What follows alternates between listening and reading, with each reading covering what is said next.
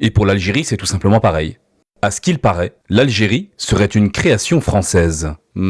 Voyons ça de plus près. Durant l'Antiquité romaine, le Maghreb était déjà découpé en 3 parties. Les 2 Mauritanies à l'ouest qui n'en faisaient qu'une, la Numidie au centre, l'Africa proconsulaire à l'est. Avec l'arrivée de l'islam au 7e siècle, ces espaces sont nominalement modifiés. Il y a le Maghreb el-Aqsa à l'ouest, le Maghreb el-Awsat au centre et le Maghreb el-Adna à l'est. Un découpage qui apparaît dans les textes de tous les géographes arabes de l'époque. Et si l'on ne parle pas encore d'Algérie, El-Jazaïr, pour nommer le centre, une ville porte déjà ce nom. Ce nom, El-Jazaïr, qui signifie les îles, désignait donc la ville d'Alger, baptisée ainsi par le souverain de la dynastie des Irides, Bolorin ibn Ziri, du fait des petites îles au large de son littoral. Alors sur Alger et autour, et parfois même jusqu'au Sahara, des dynasties puissantes vont s'y succéder. Les Irides, les Hamadides, les Hafsides. Au XVIe siècle, ce sont les Ianides qui y règnent. Mais les Espagnols, qui sont en train déjà de s'installer aux Amériques, décident aussi de poser le pied au Maghreb. Après avoir occupé Oran, ils occupent Béjaïa en 1510, avant de s'approcher dangereusement d'Alger. Les habitants d'Alger, menacés, s'en vont alors réclamer l'aide des Ottomans, qui, eux, leur envoient leur très célèbre Khayr-ed-Din Barbarossa. L'Algérie, à ce moment, devient donc une province ottomane. Dirigée depuis Alger par des Deys, la régence est grande et découpée en plusieurs districts, allant de Oran à Annaba. Plus ou moins autonome et quasiment indépendante après un demi-siècle de présence ottomane, elle est déjà observée comme un royaume par certains de ses contemporains. Et pour les locaux, ça ne fait aucun doute. Un pays est bien là. Pour les Arabes, aucune régence, mais un Dar el-Jazaïr,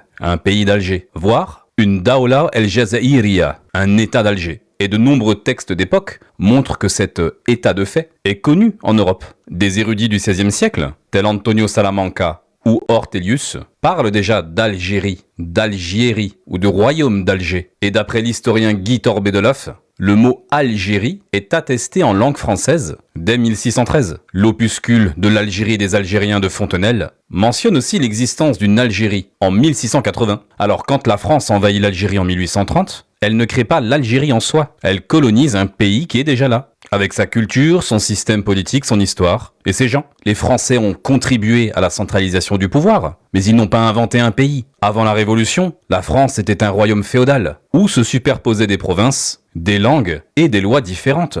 L'Allemagne n'a été unifiée qu'en 1871 sous Bismarck, mais les royaumes germaniques, le Saint-Empire germanique, la Prusse, constituait déjà un espace culturel et historique donné. La République de Chine date seulement de 1911, pour prendre un autre exemple. Pourtant, la Chine impériale existe depuis plus de 2 millénaires, avec ses dynasties, son identité, son histoire. Et pourtant, personne ne viendra nier que la France, l'Allemagne ou la Chine existaient déjà avant l'apparition des États modernes.